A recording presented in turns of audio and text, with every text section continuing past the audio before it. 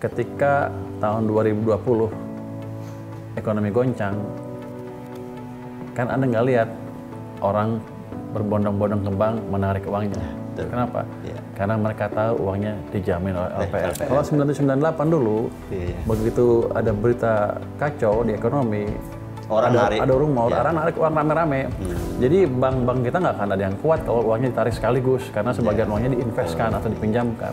Jadi terjadilah krisis perbankan yang masif di tahun 1998. Kalau mereka tahu uangnya dijamin, mereka nggak akan taruh lagi uangnya di kasur. Jadi mereka taruh di bank. Artinya apa? Uang itu kalau nggak dipakai bisa dipakai untuk orang yang membutuhkan dengan bunga tentunya ya, untuk menjalankan perekonomian. Jadi kalau ke depan kita jalankan dua-dua mesin itu, pelan-pelan kita bisa, let's say tahun depan bisa 6,5.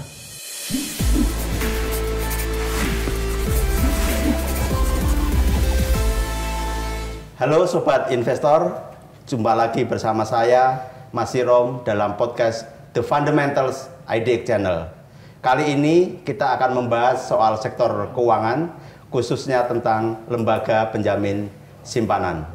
Bersama saya telah hadir Ketua Dewan Komisioner Lembaga Penjamin Simpanan atau LPS, Pak Purbaya Yudi Sadewa. Selamat datang Pak di podcast kami The Fundamentals.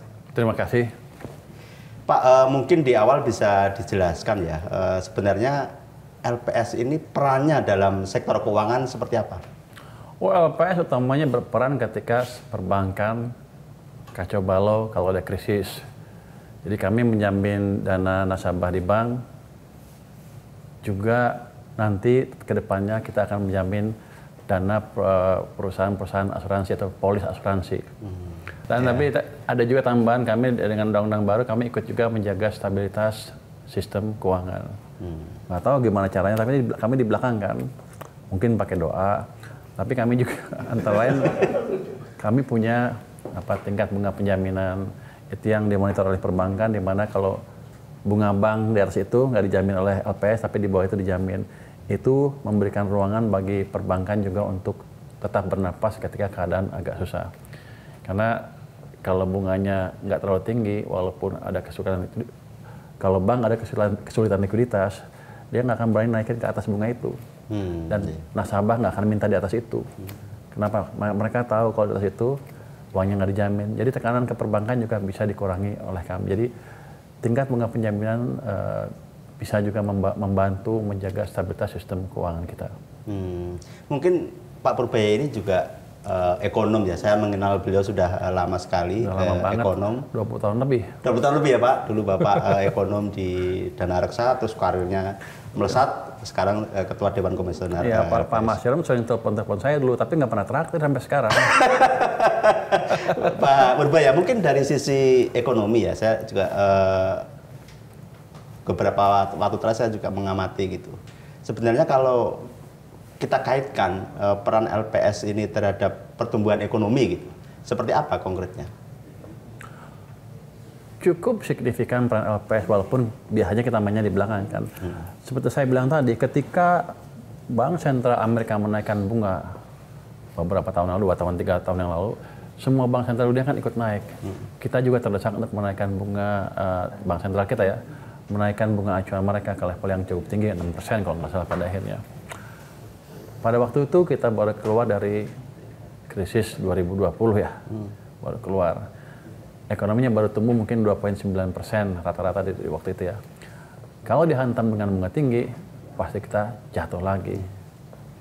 Nah, untungnya saya nemu itu kebijakan tingkat bunga penjaminan. Jadi saya nggak ikut naikin dengan agresif, saya naikin sedikit aja. Jadi memberikan ruang bagi perbankan untuk terus hidup, masih bisa tumbuh, dan bunga pinjaman juga nggak naik. Naiknya juga sedikit. Ya, sinyalnya sama dengan sinyal bank sentral naik, tapi tidak pada level yang bisa membunuh perekonomian. Nah, itu langkah LPS dalam membantu ekonomi yang banyak orang masih belum tahu. Sekarang saya kasih tahu. Iya ya. Karena tahu duluan tuh. Iya ya. Menjaga suku bunga perbankan itu dalam level yang affordable bagi dunia usaha gitu ya. Antara lain itu fungsi kebetulan.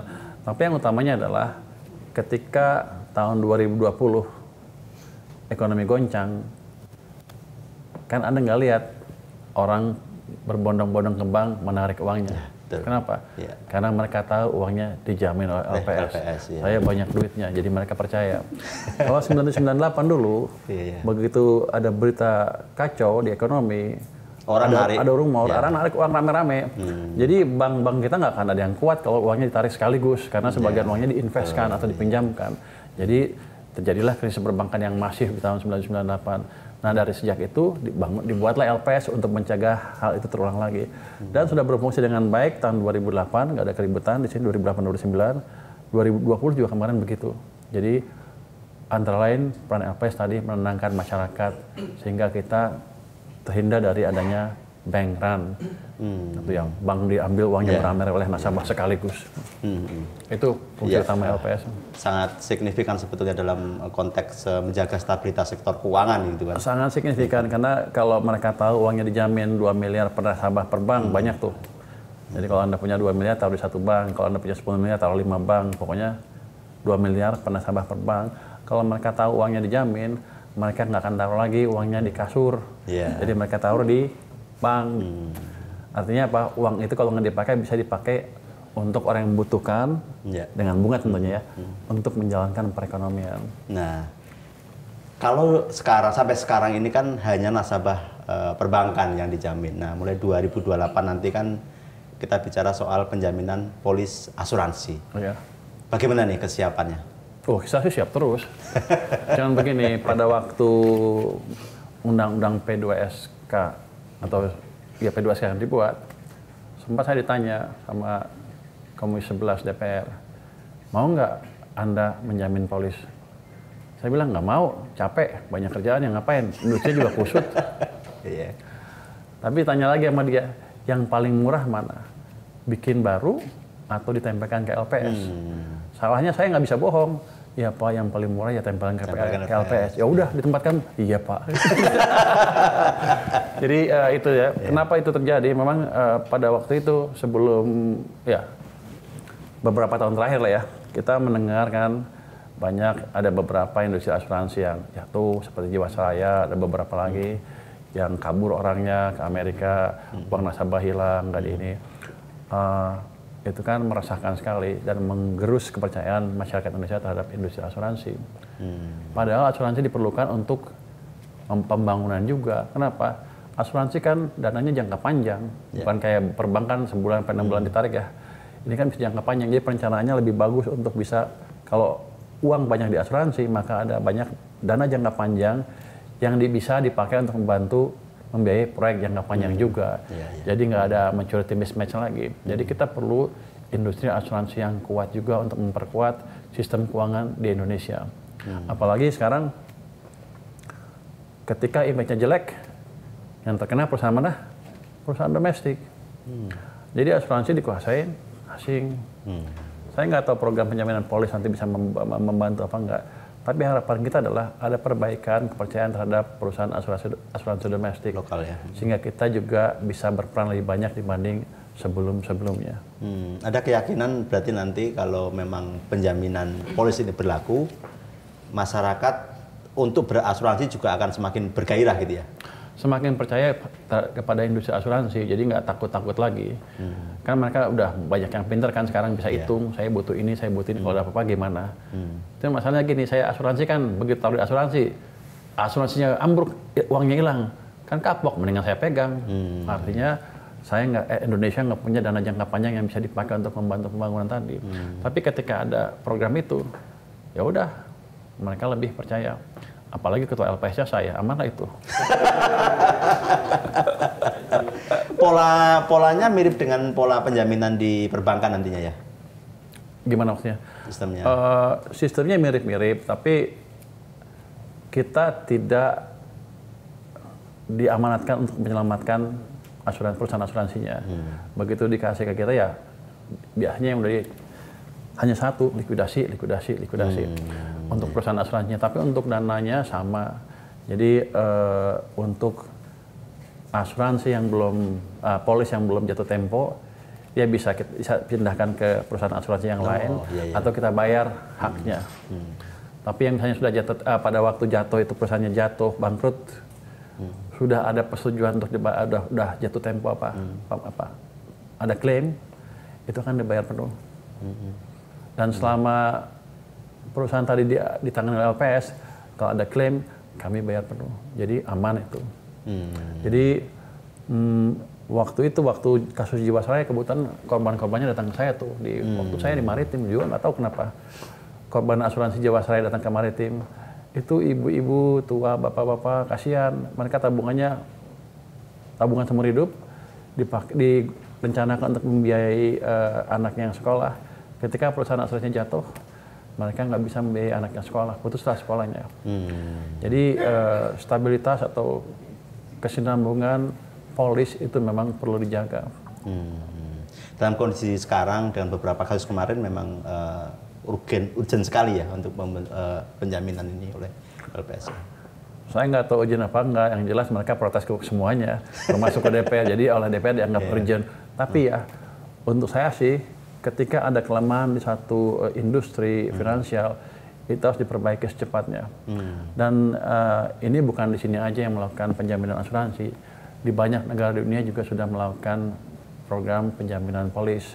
Malaysia, Taiwan, Korea, Jepang, Kanada, di Eropa juga ada semua, Inggris ada semua. Jadi kita agak terlambat memang. Nah, harusnya kan by undang-undang harusnya 2016 sudah ada. Cuman kita terlambat ya berapa tahun tuh? Ya 12 tahun lah. Apa-apalah. Daripada nggak ada. Daripada nggak ada. Iya. Memang kan nggak gampang ya. Oke, Pak Purbaya, saya bicara soal ekonomi dan tadi kan LPS sudah menyampaikan soal kenapa LPS sangat penting bagi ekonomi Indonesia. Ya, karena ada saya di sini. Soal pertumbuhan ekonomi ini, berulang kali kan pemerintah cukup optimis bisa di atas 5%, bahkan ada 8% gitu. Kalau pandangan Pak Purbaya, ekonomi kita bisa mencapai pertumbuhan setinggi itu nggak? Itu cita-cita. Cita-cita kan boleh setinggi langit. Cuma begini, dengan struktur yang sekarang, dengan kebijakan saat ini, mungkin tahun pertama susah 8%. Tapi kalau diperbaiki kebijakannya, pelan-pelan bisalah ke arah sana. Kenapa saya berani bilang seperti itu? Kalau kita lihat kan waktu zamannya Pak SBY, tumbuhnya berapa? 6% kan rata-rata kira-kira. Dia bangun infrastruktur enggak? Nggak banyak kan? Zamannya Pak Jokowi, ekonomi tumbuh berapa? 5%, di bawah 5%. Dia bangun apa? Bangun infrastruktur di mana-mana. Kenapa bisa begitu? Karena mesinnya mati di zamannya SBY, tapi sektor swastanya ditumbuhkan. Itu mesinnya private sector. Di zaman Pak Jokowi, government jalan, private sektornya cenderung tidak berkontribusi. Jadi mesin kita selama 20 tahun ini timpang. 10 tahun pertama swasta, 10 tahun kedua pemerintah. Dua-duanya dekat ke 5 lah. Kalau kita jalankan dua-duanya gimana mesinnya? Kencang harusnya. Harusnya lihat 6% mah gampang sambil tiduran sedikit. Ya bangun sedikit lah. Jadi orang bilang mustahil. Kita lihat zamannya Pak Soeharto kan tumbuhnya rata-rata di atas 6,7 nggak salah rata-rata ya. Jadi potensi kita ada seperti itu, hanya kesini salah urus karena bukan salah urus, saya diprotes lagi, bukan salah urus. Ada karena setelah krisis kan kita belajar lagi apa yang mesti dijalankan supaya ekonominya tumbuh. Ternyata approach-nya baru separuh-separuh. Jadi kalau ke depan kita jalankan dua-dua mesin itu, pelan-pelan kita bisa, let's say tahun depan bisa 6,5. Diperbaiki dengan lain-lain bisa 7. Tahun depannya lagi. Kalau dijalankan perbaikan ekonomi investasi, efisiensi dan lain-lain bisa 8. Jadi memang kelihatan tertinggi, tapi kita harus bergerak ke arah sana. Kenapa? Kalau enggak kita nggak bisa jadi negara maju, ya begini-begini aja. Karena untuk jadi negara maju kita punya pertumbuhan double digit, udah 10% dalam 10-15 tahun berturut-turut. Kita belum pernah ke sana. Tapi pada saat yang bersamaan kita bermimpi jadi negara maju. Kan nggak bisa. Kita mesti ke sana, tapi ciptakan pertumbuhan dengan yang cepat dengan cara menjalankan semua mesin pertumbuhan ekonomi yang ada di Indonesia. Jadi cukup optimis ya. Jadi ini kalau 8% sebetulnya bukan impian dong, lebih ke udah levelnya harapan, Pak. Udah bisa tercapai gitu. Oh, saya nggak tahu. Kan tergantung kebijakannya seperti apa. Tapi kalau approach-nya betul, tidak terlalu sulit dicapai dalam waktu 5 tahun, 8% tadi ya. Oh. Kalau setahun ya nggak mungkin. Ini kata kuncinya nih, tidak terlalu sulit dicapai dalam 5 tahun untuk 8%. Ya, tidak terlalu sulit. Kalau mesin-mesinnya dijaga dengan baik dan dijalankan dengan baik. Jangan misalnya pemerintahnya tidur, swastanya jalan. Nanti besoknya swastanya jalan, pemerintahnya tidur ya. Cuman satu mesinnya, jadi nggak bisa seperti itu. Jadi harus ada keseimbangan antara mesin, fiskal, dan moneter. Bukan moneter itu ke private sector ya. Jadi private sama government. Apa aja kuncinya? Menurut Pak pertama mesti berdoa. Dia dapat ilham gimana tuh ngidupin dua mesin itu. Tapi yang kunci pertama adalah saya pikir para pengambil kebijakan mesti lihat waktu zaman SBY apa yang dilakukan dan Pak Jokowi apa yang dilakukan dan dikombinasikan keduanya. Nggak terlalu sulit. Nggak, itu bisa. Saya nggak tahu juga, tapi mesti diseliti apa yang terjadi pada waktu itu. Jadi kita nggak boleh melupakan sejarah ke belakang. Kalau untuk ekonomi, untuk ilmu ekonomi ya, 50 tahun ke belakang tuh pendek. Kalau untuk kita 50 tahun lama sekali. Untuk ekonomi pendek, untuk ilmu ekonomi. Karena peristiwa-peristiwa yang lalu bisa kita pakai untuk memperbaiki yang akan datang. Ilmunya nggak, sistem tuh berubahnya pelan sekali. Jadi kalau kita kasih shock yang sama, gerakannya akan sama. Satu generasi nggak berubah. Jadi ada kombinasi antara apa yang dilakukan Pak SBY, apa yang dilakukan oleh Pak Jokowi, dikombinasikan yang baik-baik tadi oleh Pak Prabowo, 8% 5 tahun tidak sulit tercapai ya?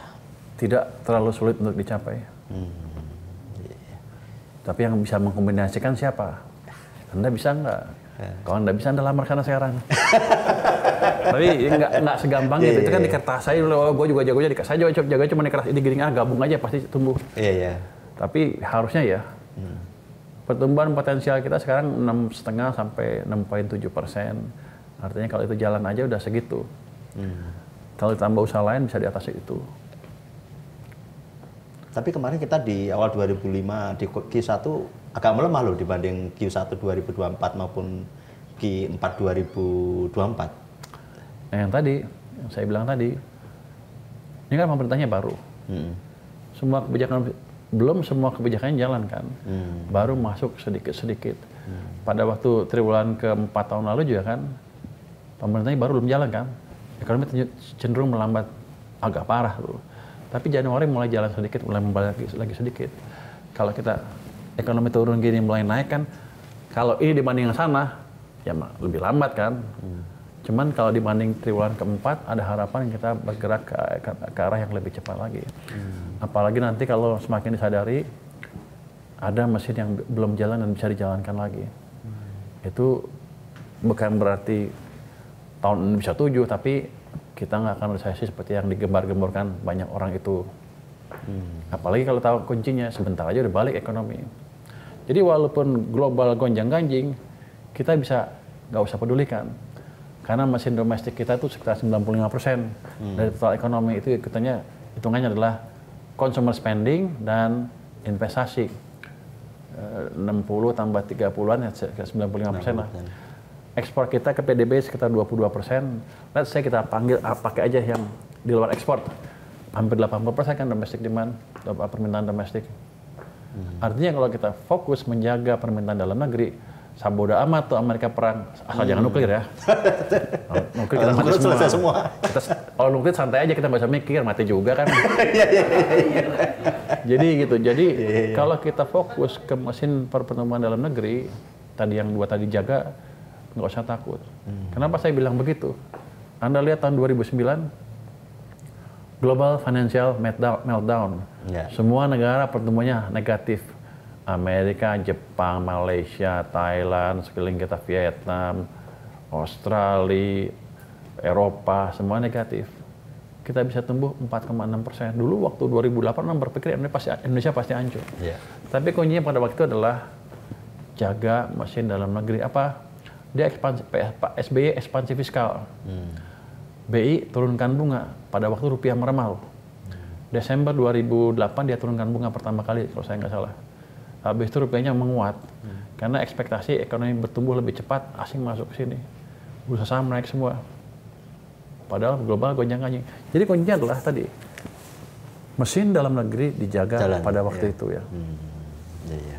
Tapi ya itu nggak sempurna juga waktu itu saya lihat. Oh bunga turun tapi likuiditas nggak tambah.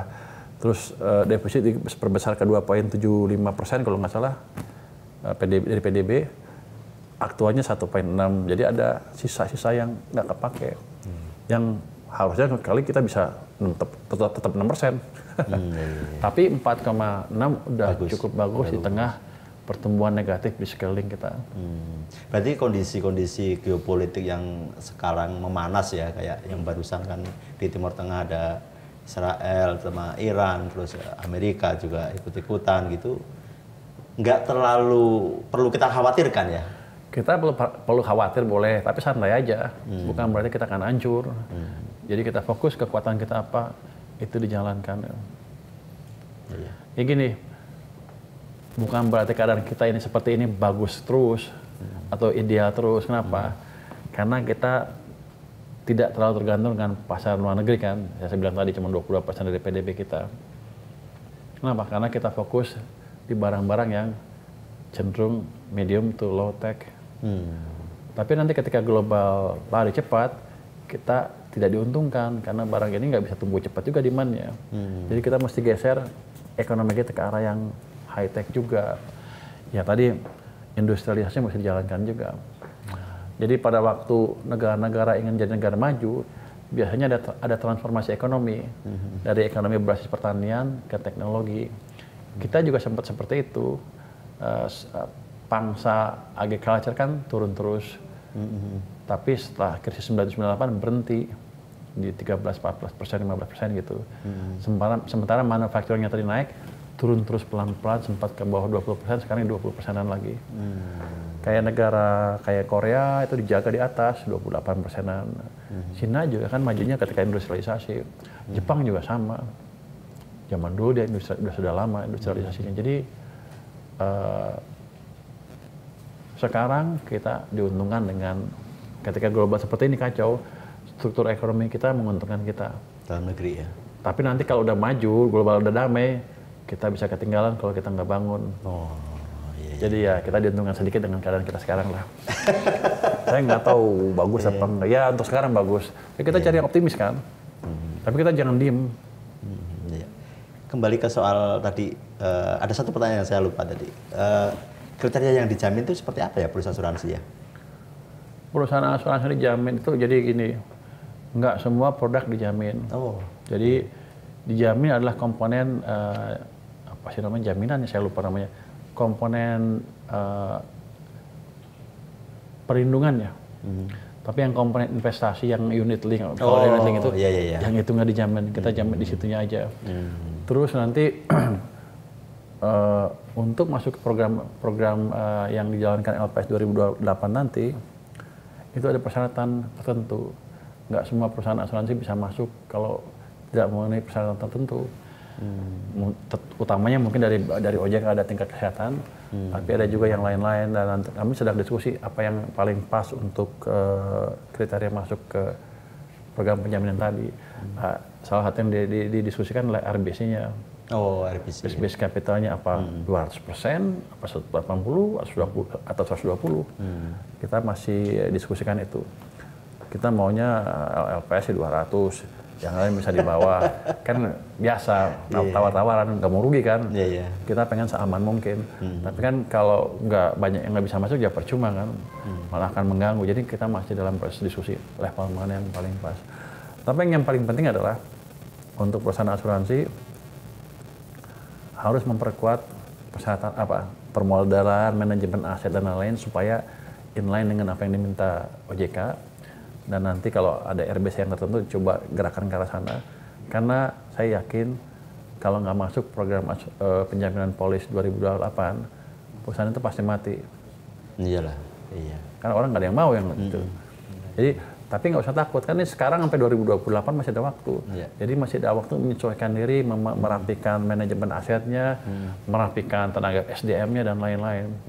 Jadi ya otomatis program ini ke depan secara nggak langsung sudah membuat perusahaan asuransi semakin lebih baik dari sisi manajemennya. Harusnya mereka tahu kalau nggak masuk selesai. Iya, pasti sih. Pasti orang akan memilih yang dijamin daripada yang nggak dijamin. Kalau skema pendananya gimana? Kalau di perbankan kan saat ini bank iuran gitu kan untuk dana penjaminan. Nah, kalau asuransi nanti sama ya. Jadi ada 2 jenis bayaran. Pertama yang pada waktu masuk program 1 kali, yang kedua yang reguler itu setahun 2 kali, biasanya di bulan Januari dan di bulan Juli nanti kita tarik uangnya. Tapi kan tahun pertama kan pasti uangnya nggak cukup kalau ada apa-apa. Jadi kita siapkan juga program-program di dalam LPS ya, prosedur untuk peminjaman uang dari program polis ke program perbankan misalnya. Karena ini beda-beda nih. Yang polis juga, yang asuransi syariah sama non syariah harus dipisah kan. Perbankan juga syariah non syariah mesti dipisah. Ini nggak boleh saling dipakai. Di dalamnya harus ada perjanjian lah antar kita dengan kita. Gue juga bingung kan. LPS dengan LPS ini, ya pokoknya ada begitu, ya udah kita bikin. Karena beda program, di mana misalnya ada tahun pertama yang jatuh, uangnya belum cukup, program penjaminan polis bisa pinjam dari misalnya tempat yang lain. Nanti kalau nggak bisa, kalau uang LPS habis baru bisa pinjam keluar, tapi LPS cukup banyak. Kalau asuransi aja kita punya uang 258 triliun sekarang. Untuk jaga stabilitas. Berbahaya. Kayaknya tadi serius-serius banget ya pertanyaannya. Kita sekarang boleh ya nggak serius-serius, boleh nggak? Saya udah ketawa terus dari tadi. Setuju nggak setuju nih? Cukup 1 setuju atau nggak setuju ya? Setuju. Pak Berbahaya. Edukasi keuangan itu perlu kita lakukan sejak SD. Nggak setuju. Nggak setuju? Aneh nih nggak setuju. Kenapa nih? Belajar yang dasar-dasar dulu aja udah pusing dia. Dulu 6 ke SMP ke atas bolehlah. Dia mau investasi apa juga belum punya duit. Oh iya. Jadi belajar yang basic-basic aja. Yang basic-basic aja. Anak kecil jangan dipersulit hidupnya. Oh iya. Masuk akal. Yang kedua, Gen Z lebih rentan terhadap pinjol. Setuju nggak? Saya nggak tahu. Setuju deh. Setuju ya? Anda bilang kan? Karena mereka kalau saya lihat kan ingin cepat kaya. Effortnya pengen sedikit aja. Gemar flexing. Pasti kan gitu pengen sesuatu yang apa? Ingin dapat sesuatu yang cepat. Nggak tahu mereka nanti ke depannya kalau pinjol kan ada beban ke mereka sendiri. Jadi mungkin juga yang saya dibilang tadi, edukasi finansialnya belum cukup, jadi literasi keuangannya belum cukup. Itu yang bisa digalakkan. Tapi kan dia bukan SD kan? Iya. Jadi bukan SD kan? Jadi mulai kapan sebaiknya? Lebih SMP ya? SMP ke atas lah. SMP ke atas. Mungkin kalau SMP kelas 3 dia udah mau sibuk ujian kan? Dari kelas 2 lah. Kalau kelas 3 dia udah sibuk ujian mau masuk SMA. Dari kelas 2 lah. Kelas 1 baru mulai ini aja, kelas 2 lah. Mulai diiniin. Kalau LPS, kita tahu bahwa literasi penting. Kita coba bikin program-program dengan universitas. Jadi dari waktu ke waktu LPS mengunjungi sekolah perguruan tinggi untuk edukasi keuangan. Itu aja banyak yang ngerti. Kalau Anda ajak anak kelas 1 SD gimana? Usulnya aneh banget sih. Enggak, jadi biar aja mereka menikmati hidup dulu. Nih, setuju nggak atau tidak setuju kalau masyarakat Indonesia saat ini masih senang menabung daripada investasi? Setuju. Setuju ya? Iya. Kenapa kira-kira? Ya mereka belum tahu investasinya apa. Jadi masih di mana? Pasar modal kan? Sekarang katanya yang terlibat 50% tuh di bawah 30 tahun. Cuman kan pengetahuan mereka relatif terbatas. Ya,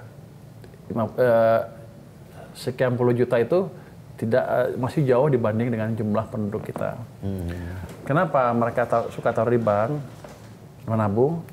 Karena udah jamin LPS. Ya. Kenapa mereka takut main investasi di pasar modal dan lain-lain? Kan banyak cerita. Investasi bodong, banyak cerita goreng saham, tapi nggak ada yang dihukum kan sampai sekarang. Jadi pasar saham kita masih belum melindungi investor-investor retail yang kecil. Dan mungkin mereka nggak ngomong, tapi kan mereka takut. Begitu sekali masuk ke pentung, dia cerita ke teman-teman, ya duit pensiunan gua habis, ya. Takut lah. Jadi memang sekarang belum cukup, ya sebagian coba-coba ya, tapi belum cukup besar dibandingkan jumlah populasi kita. Berapa persen dari penduduk lah yang investasi. Tapi ke depan harus kita dorong kan? Ya itu tanggung jawab Anda, jangan saya. Anda harus edukasi ke publik, ke media, mungkin ke regulator juga, kayak saya, kayak yang lain, gimana caranya supaya kredibilitas pasar modal, pasar saham atau instrumen investasi yang lain di sini itu bagus dan investor domestik percaya. Ada lagi satu hal yang menarik, mungkin perubahan LPS ya. Kalau dulu kan LPS hanya sekadar ada bank bermasalah, sudah ambil LPS, ditutup, bagi-bagi dana yang dijamin. Kalau sekarang kayaknya ada juga yang dicari investor dan sebagainya ya, Pak Purba ya? Ya emang sebenarnya dari dulu juga seperti itu, cuman memang kesempatannya belum ada, jadi belum terjadi. Jadi memang kerjaan LPS sebelumnya di belakang sekali, kalau bank jatuh baru kerja, kalau nggak ada nggak kerja. Makanya waktu saya mau dikirim ke LPS dulu, saya nggak mau. Saya bilang ke bos saya dulu, ngapain saya dikirim ke LPS Pak? Kenapa? Nggak ada kerjaan, Bapak minta saya pensiun. Setiap ada bank jatuh di LPS yang diserahkan ke LPS, saya selalu dan teman-teman Dewan Komisioner selalu mencari cara bagaimana menghidupkan bank itu kalau bisa dihidupkan. Tentunya kalau satu bank jatuh, kita assess manajemennya seperti apa. Jatuhnya karena dimaling pemilik atau semuanya maling. Kita sedang nyari yang bank yang tadi manajemennya bagus tapi salah usaha dan lain-lain jatuh.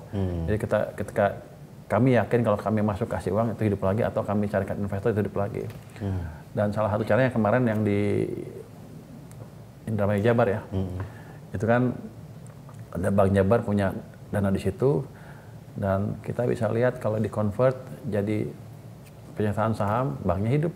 Daripada hilang semuanya, lebih baik dia hilang sedikit dan Bank Jabarnya mau dan banknya bisa hidup. Jadi kita memang selalu berusaha mencari peluang untuk menghidupkan bank yang jatuh. Kenapa? Saya lihat ya, walaupun BPR kecil, size-nya kecil, tapi di satu ekonomi kecil, dia dampaknya besar ke lingkungan di sekitar itu. Begitu dia hilang, di sini akan susah. Dan akhirnya mereka lari kemana? Ke tengkulak, tukang ijon. Rentenir ya. Padahal kita maunya menghilangkan itu. Jadi BPR itu adalah, mereka bilang apa? Garda terdepan untuk melawan rentenir dan menyejahterakan masyarakat UKM ke bawah, menengah ke bawah. Mungkin bawah ya, masyarakat bawah, menengah kan kayak kita ya udah ke BPR kan. Jadi kita cari sebisa mungkin untuk itu. Tapi kalau nggak ada harapan ya udah terselesaikan. Dan kita nggak main begitu, kita nggak pernah main-main. Kalau kita udah putuskan kita nggak pernah mundur. Tapi kalau ada harapan hidup kita hidupkan. Gitu ya. Ada nggak sih hal-hal yang dilihat oleh LPS gitu kalau melihat situasi ekonomi sehingga perlu memitigasi risiko terhadap ancaman di sektor perbankan gitu? Ya paling doa lah. Gimana ya?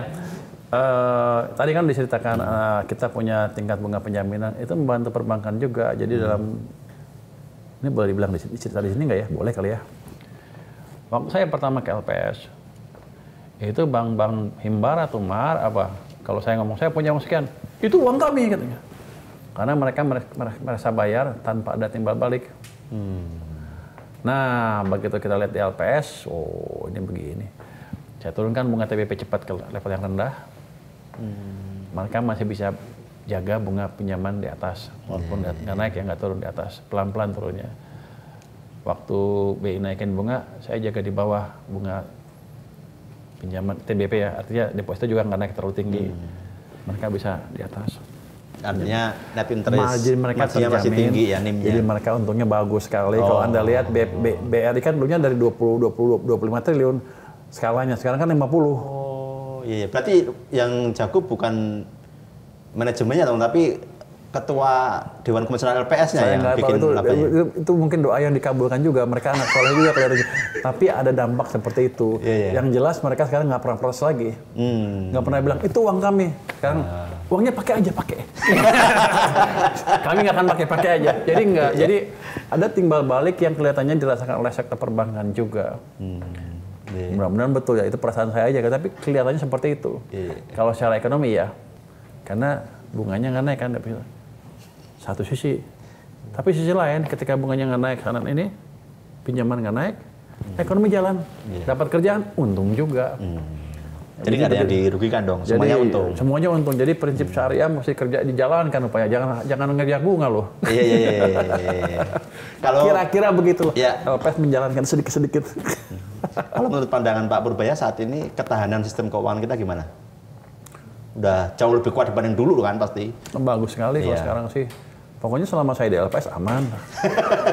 Saya kata di KSS kan kita diskusi setiap 3 bulan sekali, setiap ada kelemahan kita monitor.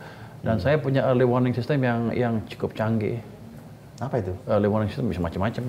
Bisa ngelihat ekonomi ke depan, kita punya leading economic index. Oh, yang leading economic index. Banking sentiment index dan lain-lain. Ada juga consumer confidence. Jadi setiap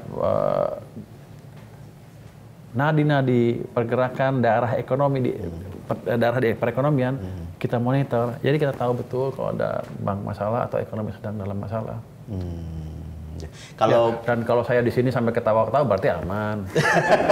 Kalau nggak saya di kantor begini aja ngeluarin duit. Saya tertarik nih dengan leading economic index-nya LPS. Waktu itu dipaparkan di salah satu ekonomi bareng presiden kan. Ya. Memang optimis banget ya kayaknya. Bukan optimis banget, itu gambarnya seperti itu. Itu seperti takdir, kita nggak bisa lawan. Jadi ekonomi itu, ekonomi kita ya, semua ekonomi lah di dunia, ada siklusnya. Ekspansi, terus melambat, jatuh, resesi, naik lagi tuh. Itu berulang-ulang. Saya juga nggak tahu kenapa nggak bisa hilang gitu. Harusnya kalau ilmu kita cukup, kita bisa hilangkan. Waktu itu Amerika kan 2009 mulai ekspansi lagi ya, 2009. Harusnya dia Amerika 10 tahun jatuh, 2019 2020 jatuh. Tapi waktu itu kebijakannya bagus semua. Kita bingung. Saya sebagai pengamat siklus bisnis yang lihat dari waktu ke waktu, saya lihat ini harus jatuh. Apakah ilmu Amerika udah cukup sehingga dia bisa menghilangkan siklus bisnis?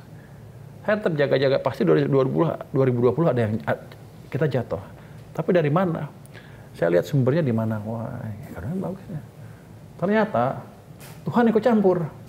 Dikirimlah COVID, jeder jatuh semua. Iya. Jadi kelihatannya emang didesain seperti itu. Kalau kita nggak melakukan kesalahan, sana ikut campur.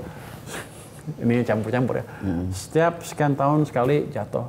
Untuk Indonesia 7 tahun rata-rata. Tapi Pak Jokowi bisa memperpanjang sampai 11 tahun, terpanjang sebetulnya sepanjang sejarah Indonesia, bahwa kita bisa ekspansi 11 tahun berturut-turut ya. Nah, jatuh kan, jeder. Jadi rata-rata kita sekitar 10 tahun lah akhirnya. Jatuh kemarin 2023 kan kita mulai ekspansi lagi kan. Itu kalau siklus yang normal, 7 tahun aja 2030. Kalau yang 10 aja, 10-11, ya 2033. Itu bukan, biasanya gini.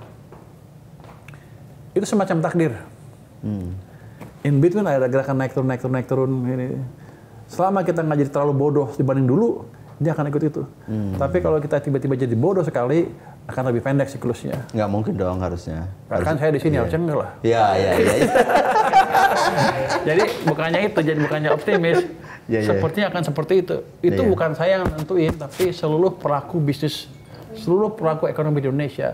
Cuman polanya tertangkap oleh data-data yang kita kumpulkan tadi. Oke, sekarang kan sebetulnya kalau kita bicara situasi global kan nggak kurang menguntungkan dalam tanda kutip. Apa pesan LPS untuk masyarakat dan pelaku usaha? Global memang tidak menentu. Tapi jangan takut, setiap tahun juga selalu tidak menentu ekonomi global. Karena saya bikin laporan setiap tahun pasti judulnya dulu waktu jadi ekonom, tumbuh di tengah ketidakpastian, tetap bertahan di tengah ketidakpastian. Lama-lama setiap tahun ada ketidakpastian, lama-lama ini mah ketidakpastian ada terus sampai sekarang. Jadi nggak usah takut, ketidakpastian pasti ada di perekonomian global. Yang penting kalau kita bisa menjalankan kebijakan yang baik, ekonomi kita bisa bertahan. Jadi masyarakat nggak usah takut kita akan atau masa depannya suram. Kita bisa tumbuh dengan baik, apalagi programnya sepertinya mulai berjalan ya.